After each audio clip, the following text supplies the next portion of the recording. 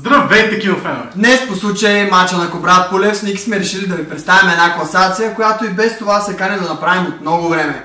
Топ 10 филми за боксьори. Със сигурност списъкът ще е дълъг и интересен, затова нека започваме. Рунд 1.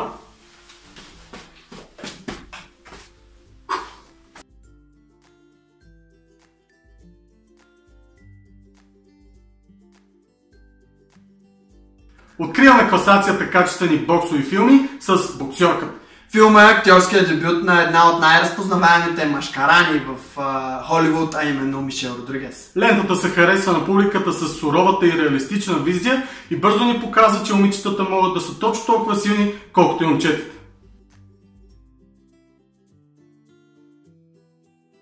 Започнахме с Боксьорката. Нека преминем към Боксьората. Филмът е от 1997 година и разказва за живота на един от най-известните ирландски боксьори, Дани Флин, като в главната роля се препощава не кой да е, а може би един от най-гениалните актьори на нашето съвремие, Даниел Дей-Луис. Филмът е изпълнен с много философски и човешки проблеми и въпроси.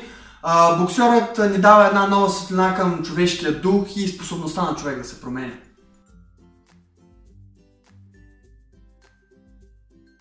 На 8-то място, летящ като пеперуда и жилещ като пчела, се нарежда Али. Може би един от най-харизматичните актьори в Холивуд, Уил Смит, изиграва световно известният Касиус Клей или по-късно, както всички знаем, Мохамед Али. Филмът се приема доста добре и успява да си донесе две номинации за Оскар за най-добра главна мъжка роля и за най-добра поддържаща мъжка. Преди да почине през юни тази година, Мохамед Али винаги е казвал в интервюта, че е доволен от изпълнението във филма. Следващото заглавие, което ще ви представим, е от по-скорошните попълнения в жанра, а именно обратен гард. Джейк Джиленхал безупречно се превъплъщава в боксьорът Били Холб в тази модерна и чувствена драма. Въпреки че следва типичните повратни точки за такъв жанр филми, все пак режисьорът Антуан Фукуа успява да надгради и да донесе нещо ново в начина на заснемане на филма. Обратен гард е много силен мъжки филм и определено се заслужава гледането.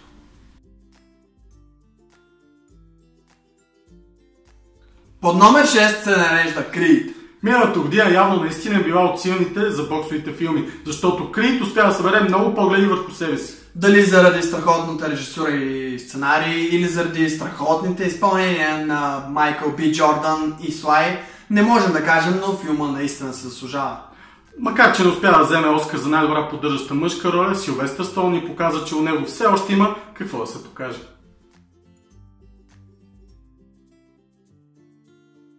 Поредното круше в класацията е Късметлията.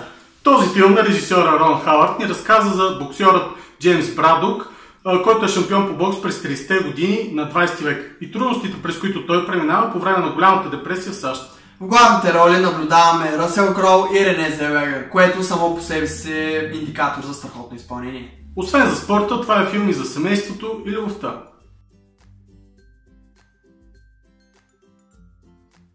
Следващия филм в нашата класация е Боецът. Освен, че е един от най-добрите боксови филми, това е един от най-добрите спортни филми като цяло. Разказва за живота на ирландеца Мики Уорд, в чиято кожа се превъплъщава Марк Уолбърг.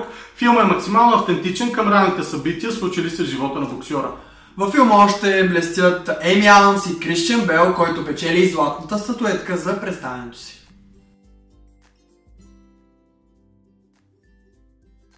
Пръв на почетната стълбица се качва Клинт Иствуд с Момиче за милиони. Най-добрият филм на церемонията през 2005 година е в призовите места и на много други класации. Освен брилянтно заснет и изигран, филма ни показва желанието за борба във всеки един от нас. Освен желанието за борба, обаче филма ни показва и силата на любовта, приятелството и човешките ценности. Ако не сте гледали Момиче за милиони, ние силно ви го препоръчваме.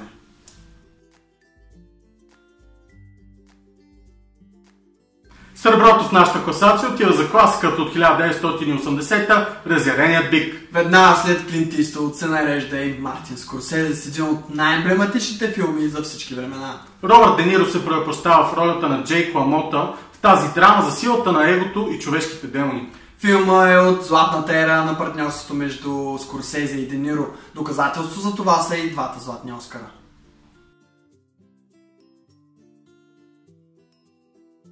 Дойде време за нашето първо място. Това не е първото златно отличие, което този филм има в наши класации. Това може само да говори за качеството му и за ефекта в света на киното. Роки.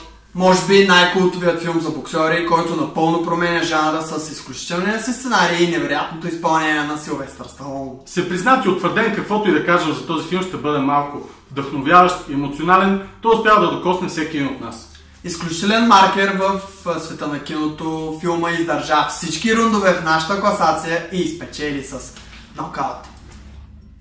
Това от нас, кинофенове! Надяваме се видеото да ви е харесало. Ако мислите, че сме изпуснали някой филм, кажете ни долу в коментарите кой е. Също така не посъветвайте каква класация да направим следващия път. Абонирайте се за каналите ни в YouTube и VBOX 7, където ще намерите интересни филми, ревюта и класации. А за повече новини от света на киното, може да посещавате и нашата Facebook страница. Също така можете да ни последвате в Instagram, където постоянно качваме всякакви смешни снимки, клипчета и тем подобно. Ще се видим следващия път. Чао! Чао, чао!